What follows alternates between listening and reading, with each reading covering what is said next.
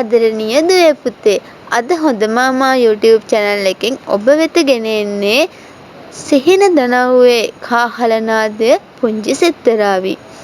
ඈත පිටිසිර ගම්මානයක පුංචි පැල්පතක ලස්සන දඟකාර පුංචි කෙල්ලෙක් හිටියා. ඇය නමින් සිත්තරා. සිත්තරාගේ පුංචි මල්ලන් සිනිඳු දෑත්වලින් දවස පුරාම නේක වර්ණ චිත්‍ර ඇඳෙනවා. ඇය අඳින සෑම කඩදාසියකම සෑම තැනම විහිදුණු මල් හරියට සිනිඳු දෑගිලි වලට සිරවුණ පංහිඳ හඬගා කතා කරනවා වගේ. මේ සිතුවම් ඇඳීම නිසාම ඇයගේ දවස ගෙවෙන්නේ ඉතාම සතුටින්. සිත්තරාගේ වයස හරියටම කියනවා නම් අවුරුදු 10යි. අවුරුදු 10ක මේ පුංචි සිත්තරාවියගේ පුංචි මනස පුරාම පිරීලා තිබුණේ චිත්‍ර නිර්මාණ වලින්. ඇයගේ පුංචි පැල්පතේ ඇයට හිමි කුඩා කාමරය පුරාම ඇය ඇඳි ලස්සන චිත්‍ර එල්ලා අලංකාර කර තිබුණා. දිනක් සිත්තරාවියගේ අම්මා ඇය අමතා මෙසේ කීවා. සිත්තරා දුවේ චිත්‍ර ඇඳීම පස්සේ කරන්න. දැන් ඉස්කෝලේ වැඩ ටික කරගන්න. ගෙදර වැඩවලට ගණන් හදන්න, අත්තකුරු ලියන්න, පරිසරය ගැන ප්‍රශ්න ලියන්න දුන්නා නේද? හරි අම්මා මං පොත් බලන්නම්. හරි අම්මා කියලා බෑ. චිත්‍ර ඇඳ ඉඳලා අනිත් වැඩවලට ලකුණු අඩු වුණොත් මම බලා ගන්නම්කෝ. නෑ අම්මා මම එහෙම ලකුණු අඩු කරගන්නේ නෑ. දවසක් ගුරුතුමිය ළමයින්ට ගෙදරදී කරගෙන එන්න වැඩ ගොඩක් දුන්නා. ගණිතය, පරිසරය වගේ පොත් වලින් තමයි ගෙදර වැඩ කරන් එන්න කිව්වේ. ළමයින් සැවොම ගෙදරදී කළ වැඩවලට ලකුණු අරගෙන තිබුණා. නමුත් සිත්තරාට එතරම් ලකුණු තිබුණේ නැහැ. කෝමේ සිත්තරා ඉන්නවා ටීචර්. කොහෙද ඉන්නේ? ඇයි මේ ගණිතයට පරිසරයට සිංහල වලට ලකුණු අඩු වෙලා? ගෙදරදී ඉස්කෝලේ වැඩ කරන්නේ නෑ නේද?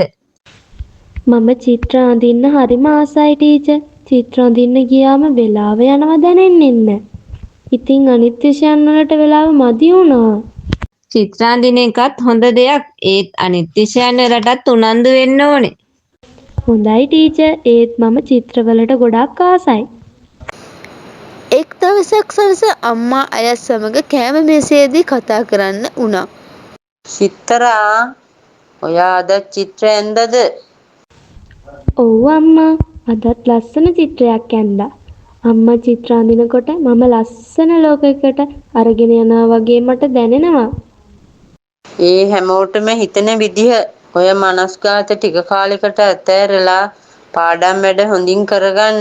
දැන් විභාගෙත් ළඟයි. ගණන් හදන්න, පොත් කියවන්න, සිංහල ලියන්න ඕනේ.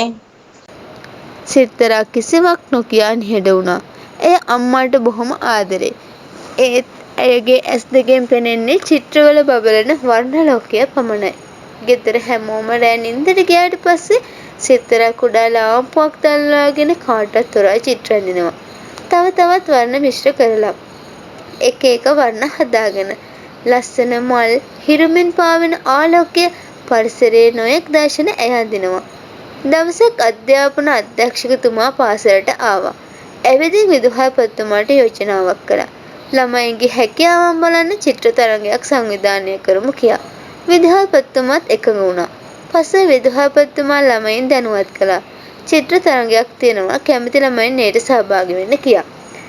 සිත්තරා ඒක අහලා අමන්දානන්දයට පත් වුණා.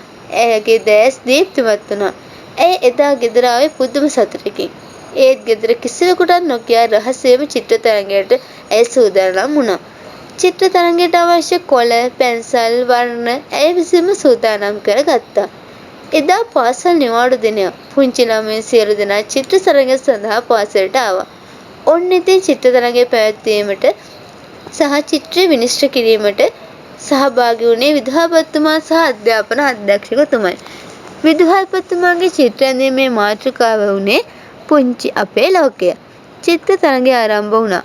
ළමයින් හරියට චිත්‍ර අඳින්න පටන් ගත්තා. පුංචි සිත්තරත් ලහියේ චිත්‍රය අඳිනවා. චිත්‍ර අඳින ගමන් ඇය මෙන්න මෙහෙම හිතනවා. මල්වල තනියට හිරු සමනලයෝ එනවා වගේ මටත් ලස්සන දවසක් උදා වෙයි කියා සිහින දකිනවා. අධ්‍යක්ෂකතුමා හා විදුහල්පතිතුමා චිත්‍ර සමාලෝචනය කිරීමෙන් පසු තරඟ ප්‍රතිඵල කිව්වා.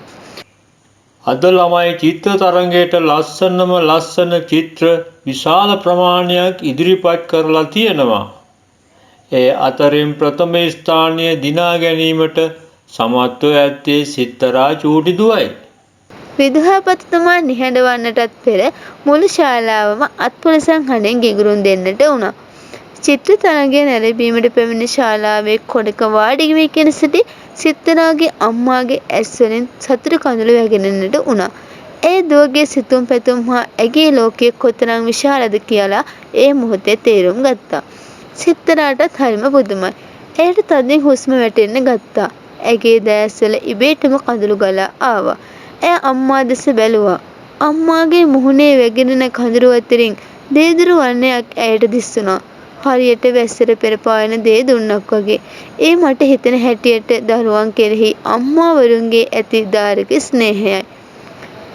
මට දැන් තේරෙනවා ඔයාගේ සිතුම් පැතුම් චූටි දුවේ කාටවත් බෑ ඔයාගේ දක්ෂතා හොරකම් කරගන්න. අම්මේ මම අනිත් විෂයන්ගෙනුත් ජය ගන්නවා. ඒ නිසා චිත්‍ර අඳින්න නම් එපා කියන්න එපා.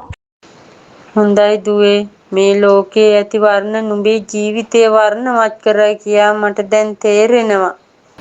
යමෙක් යමෙකුට දක්වන ආදරය සහ උනන්දුව එකට එක්වූ විට මේ ලෝකය වර්ණවත් කරනවා. අපි ඒ කවදාවත් අමතක නොකළ යුතුයි. සදාතනික සත්‍යයත් එයයි පුංචි දුවේ පුතේ. ස්තුතියි. මේ වගේ පුංචි කතන්දර තවත් අහන්න අපගේ දැනුම් මල්ල YouTube channel එක අදම subscribe කරන්න. ස්තුතියි.